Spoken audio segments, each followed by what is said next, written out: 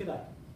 To respond to fatalities and injuries suffered by swimmers and surfers on the New South Wales coast, shark meshing was introduced to prevent sharks from entering approximately 51 popular recreational beaches from 1977.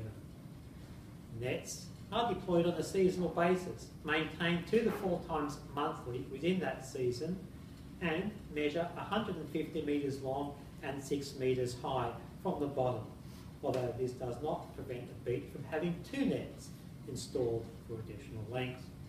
Although managing organisations, the New South Wales DPI provide data that show the success of nets in terms of preventing swimmers and surfers from being attacked by dangerous identified species such as whalers, great white sharks, tiger sharks and bull sharks. But there is also conflicting data that show devastation of other aquatic species which are not identified as having attacked humans without being provoked, such as stingrays, hammerheads, dolphins and sea turtles that become bycatch and make up a whopping 76% of species caught in the net.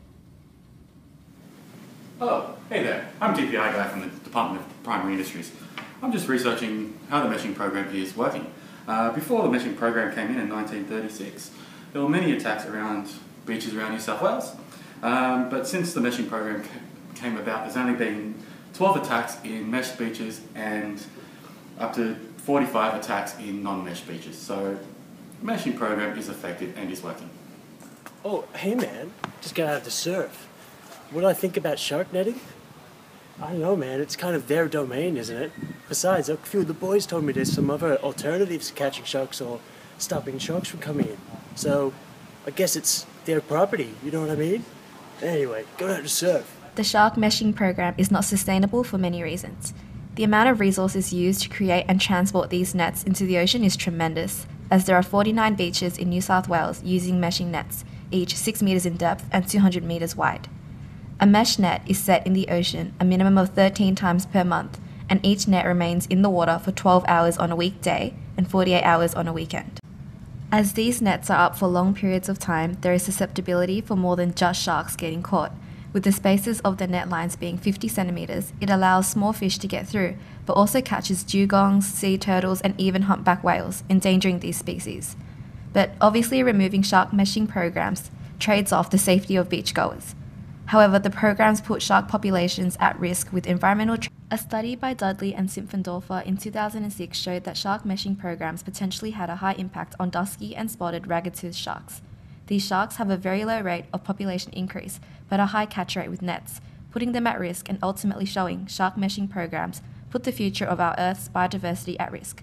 A report by DPI New South Wales 2009 lists other effective alternatives such as drumlines, chemical and electronic deterrents, sound and sonar tracking or aerial observations. G'day. To respond to fatalities and injuries suffered by swimmers and surfers on the New South Wales coast, shark meshing was introduced to prevent sharks from entering approximately 51 popular recreational beaches from 1977. Nets are deployed on a seasonal basis, maintained 2 to 4 times monthly within that season, and measure 150 metres long and 6 metres high from the bottom, although this does not prevent a beach from having 2 nets installed for additional length. Although managing organisations, the New South Wales DPI provide data that show the success of nets in terms of preventing swimmers and surfers from being attacked by dangerous identified species such as whalers, great white sharks, tiger sharks and bull sharks.